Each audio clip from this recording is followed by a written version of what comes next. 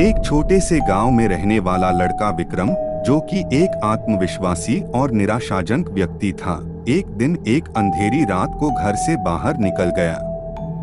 गांव की गलियों में चलते हुए उसने एक अजीब सी चिल्लाहट सुनी। वह घबरा गया, लेकिन फिर भी आगे बढ़ा।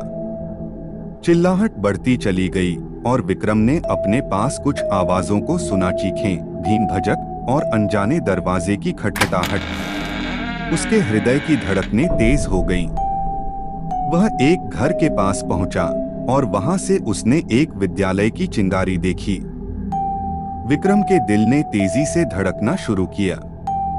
वह विद्यालय के अंदर गया और देखा कि सभी लाइट्स बंद थीं, सिवाय एक कक्ष की जिसमें पिछले कई महीनों से कोई भी नहीं आया था।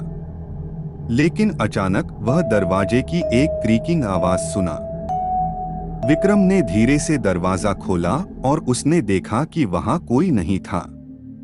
वह अंदर गया और चिंगारी को देखते हुए उसका दिल उसके गले में उछल रहा था। उसने देखा कि चिंगारी के पास एक पुराना पुस्तक था। उसने उस पुस्तक को खोला और पढ़ने लगा। पुस्तक में लिखा था कि वह विद्यालय एक समय पहले एक बुरी आत्मा के लिए एक ठिकाना था। विक्रम ने अपनी नजर फिर से चिंगारी की ओर दौड़ाया और तभी वह चौंक गया। चिंगारी के पास खड़ा एक आदमी था, जिसका सिर उसकी जेब में था। उस आदमी ने कहा, तुम्हारी आवाज सुनकर मैं आ गया। अब तुम्हारी बारी है। और उसने विक्रम की ओर बढ़ते हुए कहा, तुम्हारा अंधेरा सफर अब शुरू होगा।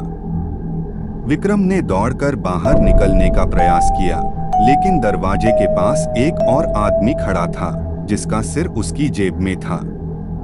वह भी उसी तरह बोला, तुम्हारी आवाज सुनकर मैं आ गया। अब तुम्हारी बारी है।